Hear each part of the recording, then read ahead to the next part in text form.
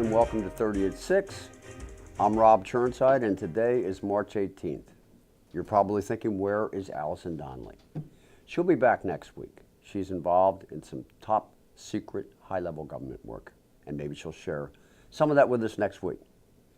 Now, a couple days away from spring, I got a special announcement. We were to have Renee Dixon from Freedom Hills Therapeutic Riding on the show tonight, but something came up at the last minute, and she asked me to make some announcements about their upcoming Aloha Spring silent auction and dinner at the Wellwood Yacht Club this Saturday, March 23rd at 5:30 p.m., and it's not too late to get tickets.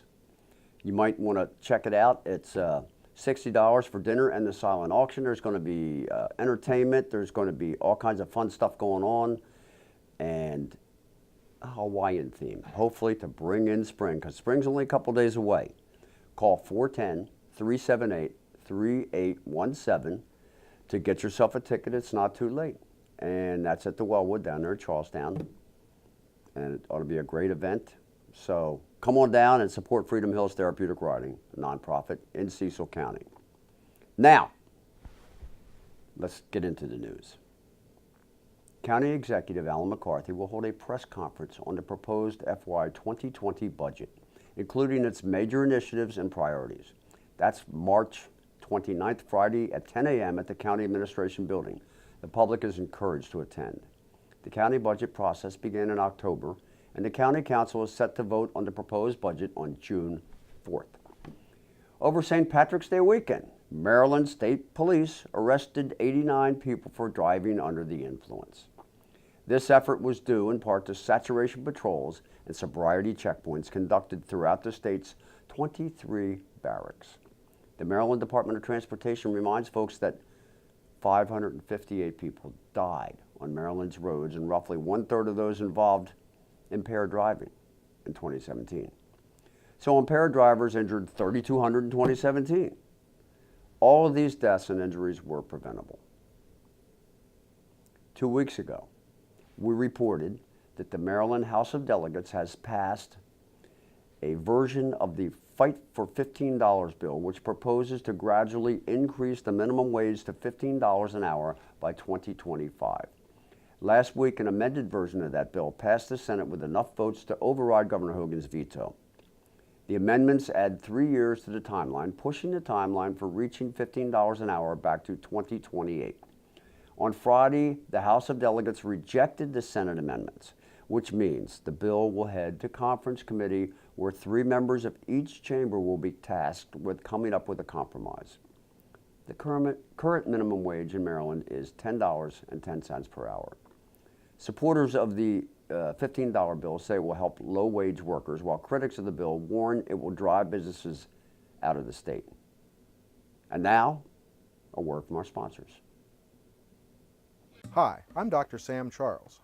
For 30 years, I have been practicing functional medicine and gentle chiropractic. Elkton Chiropractic Neurology is dedicated to enhancing whole body rejuvenation, whether or not you are afflicted with injury or disease. We utilize a structural, neurologic, metabolic, nutritional, and energetic approach to restoring your body to its full potential. After coming to Dr. Charles, I'm better than I was before.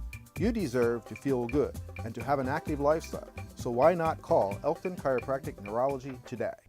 And now, welcome back to 30 at 6. We want to give a big, warm welcome to the man with the plan, the summer plan, bringing on all kinds of wonderful activities from Cecil County Parks and Rec, Nick Moon. Welcome, Nick. Thanks welcome for having me back, Rob. Hey, when you were here before, we were talking football. We were, yeah. Flag football, right? Yeah, NFL flag. Do you want to hear how it's going?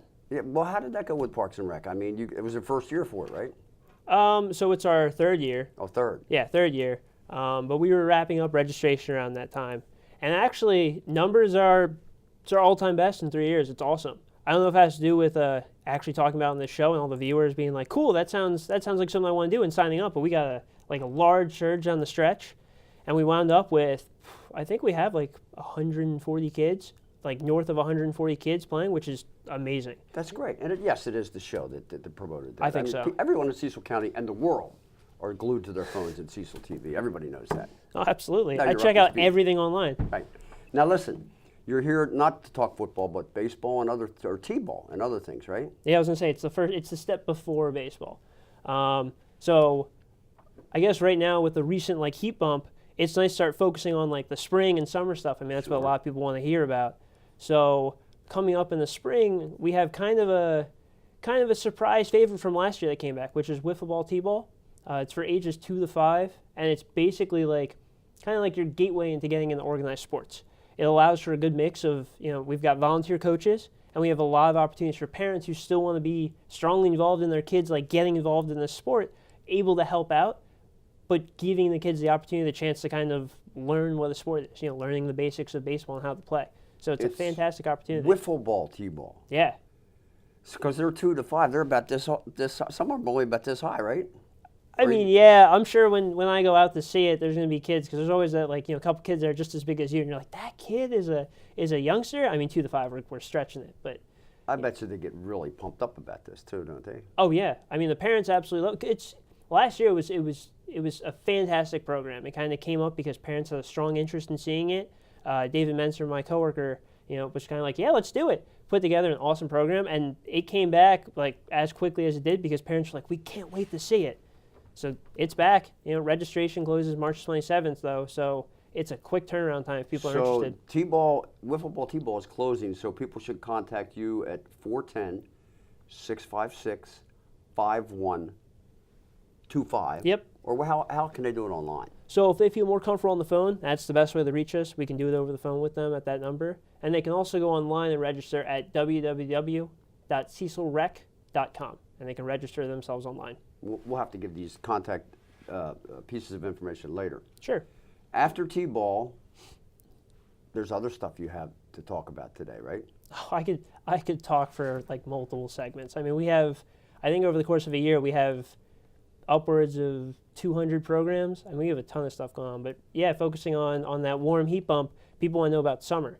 So we have a couple summer camps. I mean, one of the big ones to talk about is Safetyville in particular. That's a county favorite. Right. Yeah, that is. I started in September, and that's something that even since I started then, parents are like, we can't wait for this. We really want to come out. When's registration open?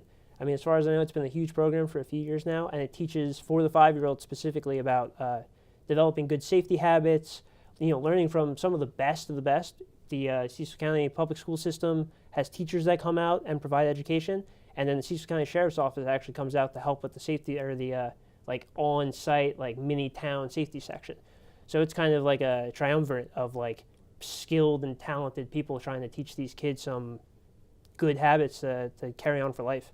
And that's just one of the things they have that a lot of people fondly remember, my daughter included, the little cars, right? Oh, absolutely. I mean, who forgets that? We were talking about that, pre-show or before the show. I don't know what you want to call that, pre or before show. Just about all the cool little things that you do in terms of like the mini town and driving around your little cars to kind of learn all like hands-on. So there's not just one Safetyville now, right? So there's one Safetyville, but we have four different sessions. So okay. Yeah, it's kind of like convenience. We've got 2 sessions that run at the end of June. They're 2 weeks apiece. There are 2 that run at Rising Sun High School, and then after July 4th, we come back and we have 2 sessions at Elkton Elementary School. So if you live nearer Rising Sun High School, you want to try and get in these early sessions. Mm-hmm. And if you're closer to Elkton, do the later sessions. Right. I mean, it's so popular, though. We've had people that register from, like, the Elkton area that are like, hey, I have, friends and family that are registering from Oxford. Can we do the Rising Sun one so we can be in the same group as them? It covers, like, such a large area of people who are interested in coming out. And by Oxford, I mean Oxford, PA. I forgot, I should have mentioned that. But yeah, not Oxford Eastern Shore. No, not that I know of Oxford Eastern Shore, yeah. So we have just people coming from all over the place that want to participate in this program. So we got wiffle t-ball. Yep. We got Safetyville coming up, and a variety of camps for all activity, age, and skill levels, right? Tell us about some of your other summer camps. Yeah, so Safetyville is kind of like that highlighted summer program. But I mean, as of now, we have 20 different summer camps that are listed for registration. They all typically run for about a week at a time. And I mean, we have different programs that range from art camp to dance camp to what's called Club Extreme, which sounds really cool. And it's kind of like your traditional summer camp of giant water slide, Nerf wars, kickball. And then the one I'd like to highlight is, we have a baseball camp. We have a good amount. I can't give the exact number. I can't think of it off the top of my head. But we have a good amount of sports camps. And our baseball camp is taught by Dan Hammer, the associate head coach at the University of Delaware. Oh, wow. Yeah, I was going to say, he coaches at a Division I NCAA school. Within the last couple of years, he was actually inducted into the Hall of Fame. So we have a lot of very knowledgeable instructors for our various summer camps. Now, I imagine there's a cost for some of these camps. Is it pretty reasonable? Or? I mean, I would say so. Typically, our camps, a lot of our summer camps, they're not, I guess, the traditional like summer long ones or long sessions. They typically go for about a week. So if we have an all-day camp that runs Monday through Friday, it's about $100 per participant. So great. I was going to say, it's a pretty reasonable thing when you look at the hours in terms of all the knowledge they're getting. I mean, you go back to the sports camp, you're working with, in a small group, working on various skills for, your child in hitting and pitching and fielding with a head coach at a D1 level. And we have a bunch of other camps. We have soccer camps run by the Perryville High School boys coach, Jolene Orman. We have a track camp that's run by the Perryville head coach, Trayvon Morgan. We have a bunch of sports camps that are taught by very knowledgeable and capable instructors. That's awesome. That's awesome. And lacrosse camp is already going on right now. It's started. That's closed, right? Cecil Lacrosse? Yeah. Yeah, I was going to say that just... Okay, I'm sorry. Yeah, it's a league, right? Yeah, it's a... that's why when you say camp, I'm like, it's very similar because it's a strong practice foundation. Teaching the kids, it accepts all skill levels. And also, it's a travel recreational program. So they do travel around and play other schools, or not other schools, I'm sorry, still in that school mindset, but right. Other teams from different counties in competitive matches. So they just started their practices, and both the girls and boys programs will be starting up. Girls will be starting up in about a week for their competitive games, and then the guys will be starting up in April. That's awesome. Yeah, both my kids played Cecil Lacrosse, and they loved it. Yeah, we talked about it last time, but it is such a fantastic program. That's awesome. Is there anything, Nick, that we missed? Like I said, I could probably talk for hours about all the different programs. I mean, I think the biggest thing is if there's a program or if there's something that I talked about today that doesn't exactly catch your ear or your eye, and you're kind of like, that doesn't really sound interesting to me or my child. If you just go to our website at cecilrec.com, like I said, we have over 200 plus programs run throughout the year. I'm sure we'll have something, for both you or your child, or both of you. That's awesome. For me, I think if you put that wiffle ball up there on the tee, I might be able to hit it. Cool. Well then, hey, maybe we'll see you out in a couple weeks. Let's play ball. Yeah, let's do it. Thanks. Thanks for having me, Rob. Hi, I'm Dr. Sam Charles. For 30 years, I have been practicing functional medicine and gentle chiropractic. Elkton Chiropractic Neurology is dedicated to enhancing whole body rejuvenation, whether or not you are afflicted with injury or disease. We utilize a structural, neurologic, metabolic, nutritional, and energetic approach to restoring your body to its full potential. After coming to Dr. Charles, I'm better than I was before. You deserve to feel good and to have an active lifestyle, so why not call Elkton Chiropractic Neurology today? And now 30 at 6. Fun in the sun. Let's welcome from the Rising Sun Baseball Club, Greg and TJ. Gentlemen, welcome. Thank you. It's great to have you guys on the show. I'm getting psyched up about baseball and spring, and I'm looking at your flyer, Greg, and it says, join our affable club for merriment on and off the field. I guess you're doing some outreach today, right? Yeah, well, we do outreach. We try to do outreach regularly. We do things socially as a group, barbecues and things like that, but we also do things like at public facilities like the library. We're going to be doing a talk at the library on March 27th about the evolution of the baseball uniform. A few of our guys will be there talking about how baseball uniforms started and what they look like today and how that's connected, things like that.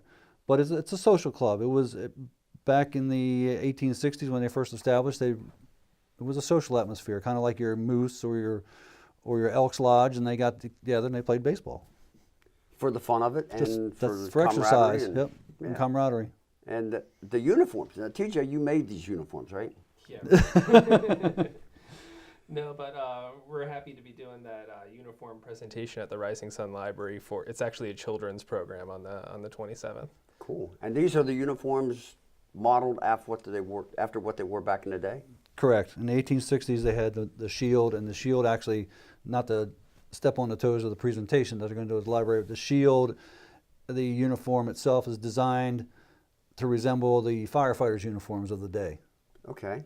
Because the firefighters were big, strong, manly man kind of thing. So your local haberdashery designed a uniform, and you know, this is what it looked like, because the firefighters were strong men, so they wanted something to resemble that. So these uniforms are modeled after, and actually, Rising Sun has had a team since the 1866. Wow. We actually have documented evidence that the club was established in 1866, and the list of the officers and the players, and it was one of the first in the region. And Elkton has been your historical rival, should I say? TJ can speak on that quite a bit. He's done a lot of research. There's some research. There's some archives of the Cecil wig on the Library of Congress's website. And when you go back and find old box scores from the 1860s and 70s and 80s, there's some interesting write-ups about some events that happened back then. So yeah, there's always been quite a rivalry between the two groups. I thought so. It still is today, too. Yeah, right. No, that makes it for a good game. And you're playing, your home game is May 5th versus the Elkton Eclipse at Calvert Park. Right, that's our first game scheduled of the season. We're trying to squeeze another one in there, like maybe a preseason scrimmage or something, but we start May 5th. We start kind of late this year, but we go later than we used to. So we go all the way into October. Yeah, I see that. I see from the schedule. It's a pretty impressive schedule, too. You're going all over the place, hither and yon. We travel a little bit. Long Island, New York, Gettysburg, Pennsylvania, Bristol, Connecticut. Yeah, and we have people come to us. There's a team coming down from New York. There's teams coming down from Rhode Island. Team coming up from Lewis, Delaware to come visit us. There's a team coming from Addison, Pennsylvania, which is out west of Pittsburgh. So we have a lot of clubs in the area. It's a pretty involved baseball family. And it's a lot of fun. There's a little bit of difference, folks out there in TV land, between the way baseball is played by the Orioles and, you know, the Ironbirds and the Blue Rocks and the Phillies. What are highlight some of the differences for us? Well, the first difference you'll notice when you go out to see a game is we're not wearing any gloves. Not batting gloves, not baseball mitts, nothing on our hands. We catch it barehanded. This ball here, it's got a little bit of give to it, but I bet you if it hit you in the head, it would hurt. It hurts if it hits you in the hand sometimes. Yeah, I can imagine. So, 3 strikes and you're out. The rules are pretty much the same. Well, they're a little different. It's still 3 strikes and you're out, but you get a warning before they start calling strikes, meaning you better start swinging or we're going to call a strike. That was a good pitch. And the opposite is also true for the pitcher. Throws a bad pitch, they give him a warning and say, you need to deliver good pitches to the batter. So if you just sit there and wait for a choice ball, you're not going to get strikes called on you until you get your warning. Correct. So it's incumbent upon the pitcher. Somebody's going to get a warning if you just keep fluffing around. Correct. Right? But usually there has to be some reason for that. For example, base stealing is just rampant. As soon as you're on base, you're stealing. So there would be a reason for you to throw the ball outside or for the batter to stay there and wait for a really good pitch because he's letting the teammate run around the bases. Right, sure. So then the umpire would be, for lack of a better term, a little annoyed and say, you better start hitting the ball. And you have umpires. Yes. People wear umpire uniforms.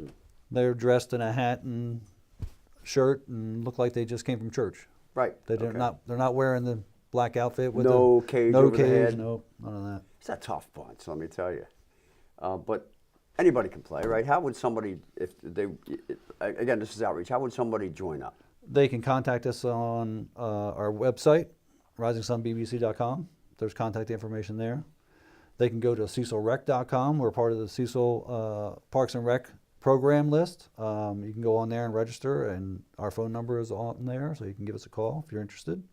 Shoot us an email. I think the email's on there as well. And you can go to, you can send us an email at risingsunbaseballclub@gmail.com. So I'm going to repeat the number, Greg. 443-206-2534. And it's just that easy to sign up and get on the team. And it really is open to everyone. I originally didn't have much sports experience prior to doing this. I just enjoyed the game, just as a spectator. and I really enjoy history, and I got into it, and I'm having a blast. Yeah, it's the history is fascinating, and I always like to watch baseball, and you know, with my friends and stuff on TV, and every pitch is not that I endorse this, but every pitch is a gambling opportunity. You know, Well, it's a chess game. Go swing and a miss. You know, Right. and not that I endorse that, but that it's a little different from football, because football kind of keeps flowing like that, and you really don't know what's going. It's our national pastime, Correct. and everyone's involved. Kids always played baseball. I played baseball and football as a kid. You know. We did, but in those days it was adults that played baseball. Like I said, it was a gentleman's organization. For example, one of the festivals we're going to is named after Doc Adams. Doc Adams was the person who invented the shortstop position, who decided that 90 feet was the appropriate distance for bases. And he's not yet in the Hall of Fame, which we're trying to also help him get there.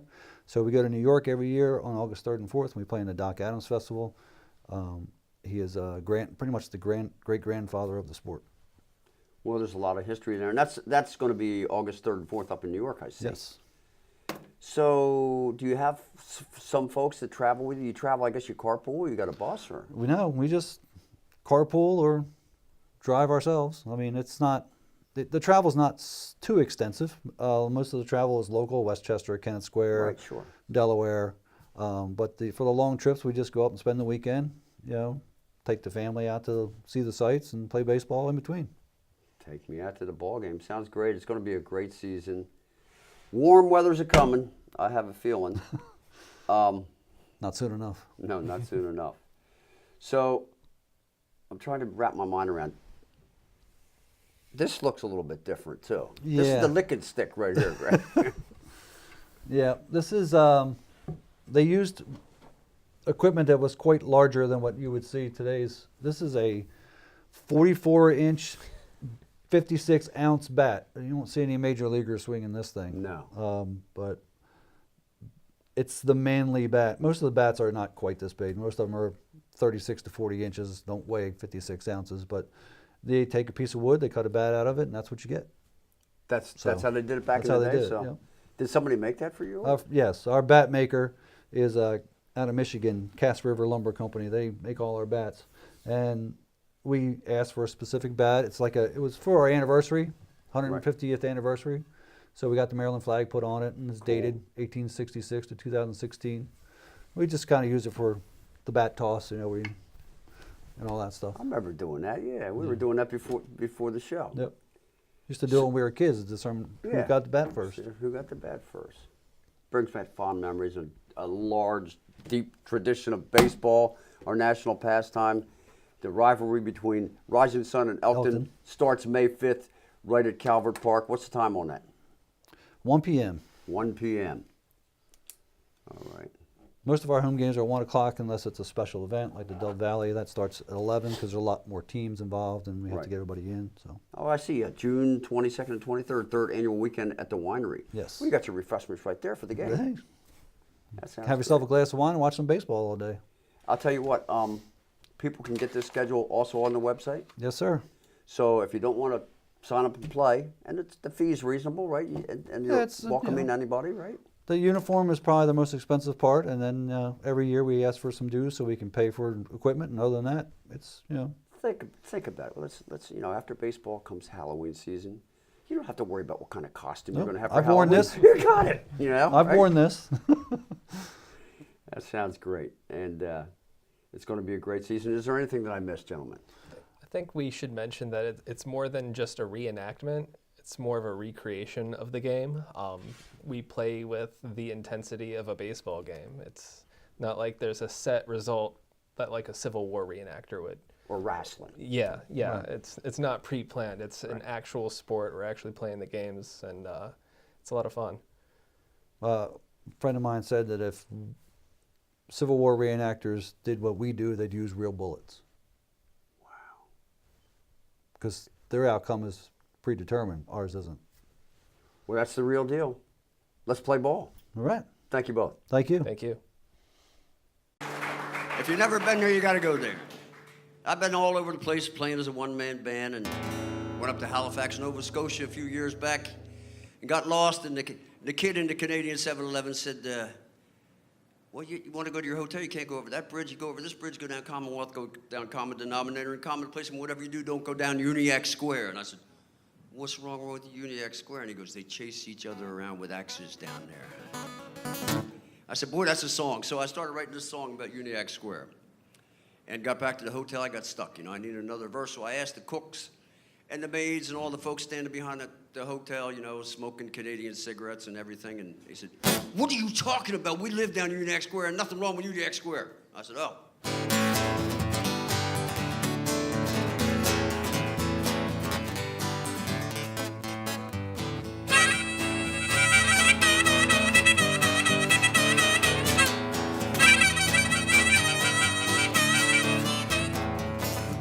I'm gonna tell you a little story about Halifax. Forget the rumors, now here's the facts. They got a real bad place down there, sick little site called Uniacke Square. Oh, there's a welfare moms and deadbeat dads and every kind of sin that's ever been had. And a shipload of saviors couldn't save those whacked out strung-eyed cocaine slaves. Oh, you better stay away from Uniacke Square, it's a murdering, thieving place down there.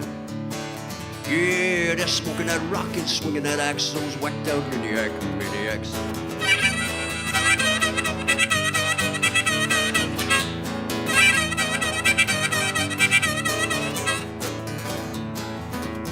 You don't get me wrong, there's good folks too, broken stiffs like me and you. Here's some black and white and Chinese, they still say thanks and ask good please. Better stay away from Uniacke Square, it's a murdering, thieving place down there. Ah, they're smoking that rock and swinging that axe, those whacked out Uniacke maniacs.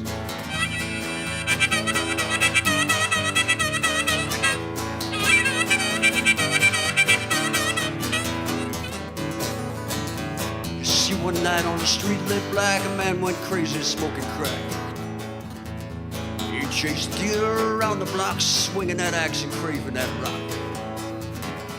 Where some good neighbor called the cops and they took his hatchet and they hauled him off. Well, it made the TV the next day, now ask anybody, here's what they say. Well, you better stay away from Uniacke Square, it's a murdering, thieving place down there. Oh, they're smoking that rock and swinging that axe, those whacked out Uniacke maniacs. Let's get whacked out, shall we?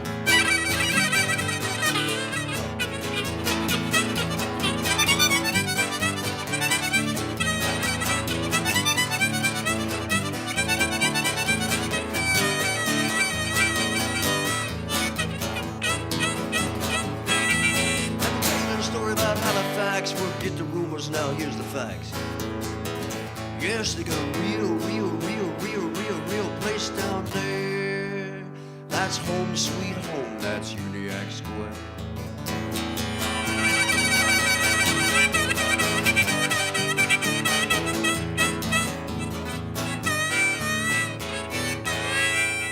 Everybody's got to live somewhere, aren't you? Glad to be in Elkton, thank you. Thank you, Dorothy, for your Irish music. They say Halifax is the closest thing to Ireland on the